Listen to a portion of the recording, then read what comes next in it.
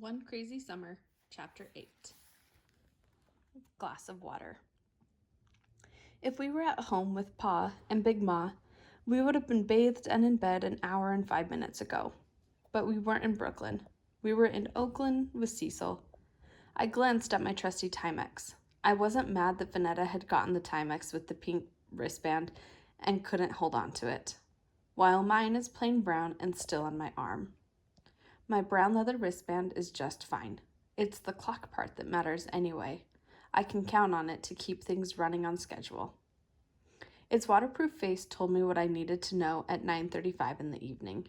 That it took 3 minutes for warm water and a handful of Tide soap powder to make the right amount of suds. 15 minutes was enough time for the day's dirt to fall to the bottom of the tub, while Vanetta and Fern styled bubble beehive hairdos on their heads and beards on each other. But give them 1 minute longer and I'd end up pulling Fern off Vanetta and mopping up sops of water splashed onto the bathroom tiles. After I got my sisters in, out, dried, and lotioned, I took my bath, setting my watch on the porcelain edge to keep an eye on my own 12 minutes in the tub.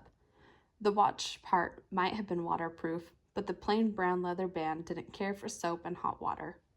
Bath water made the leather hard and clammy against my skin. I always took it off. Only when I sat in the tub did I wish my Timex wasn't so reliable or the ticking so steady. Oh, how I wish the minute hand would slow down and give me time for a nice long soak. Wish all I wanted. I couldn't leave Vanetta and Fern alone to sort out who'd sleep at what end of the daybed. 3 extra minutes in the tub and I'd be sorry. I stuck to the schedule. We were in our summer nighties. Vanetta and Fern lay side by side, their elbows propped up on the high bed, while I sat on the lower bed. Fern's eyelids grew droopy. Still, she yawned and demanded story time. I opened Peter Pan, one of the books I'd checked out for a 2-week loan before we'd left Brooklyn. I had it all worked out and counted the pages I'd read each night, dividing that by 28 days. I had $2.80 in my drawer at home to pay for the late fees for the remaining 2 weeks when we returned to Brooklyn. This Peter Pan was better than the Peter Pan coloring books at home. It was a real book, thick with more than 100 pages of adventure.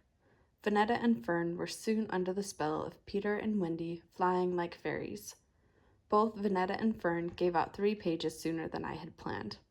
I put my bookmark, a coaster from the airplane, in the right spot and pulled the blanket over my sisters. As quiet as a spy, I unbuckled my suitcase and took out my borrowed copy of Island of the Blue Dolphins. I turned off the goosenecked floor lamp and sat in the hallway, where light beamed from the living room. Cecil was in her kitchen, doing whatever she did in there. I fell asleep with my book in my lap. What woke me was a thump. Through clouded, sleepy eyes, I made out the back of Fern's ruffled nightie. Her little heels were headed to Cecil's kitchen. I shook myself awake and jumped to my feet. As sure as I knew Cecil was crazy and unmotherly, I knew I must stop Fern. I was too late. I wasn't fast enough to catch hold of Fern's nightie. Cecil was right there, guarding whatever she was hiding in her kitchen. Sleepy and sweet-voiced Fern asked, "Can I have a glass of water?"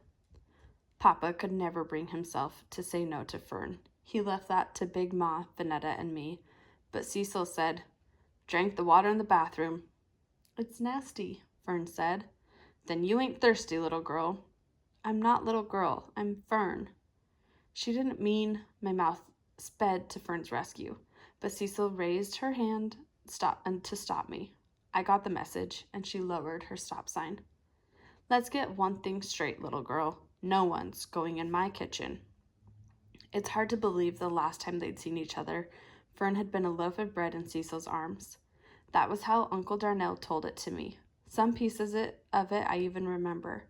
How Cecil had nursed Fern, burped her, and placed her in her crib before leaving us. It's funny that Cecil had at least thought to give Fern a last drink, but all the same, left Fern wanting her milk.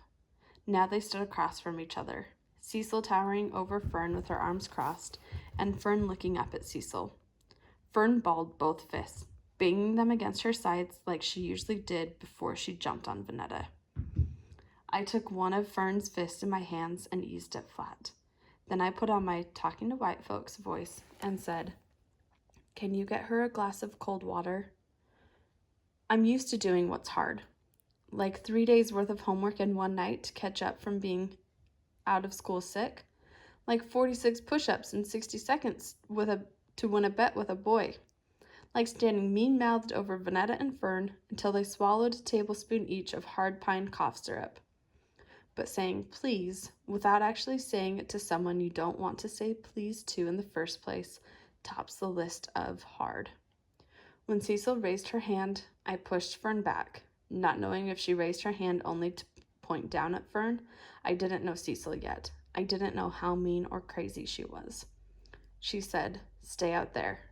Then she backed into the kitchen, muttering, "Didn't ask no one to send you here. No way." When the door had swung, I heard a rustle between the flash of opening and closing, like fall leaves rustling.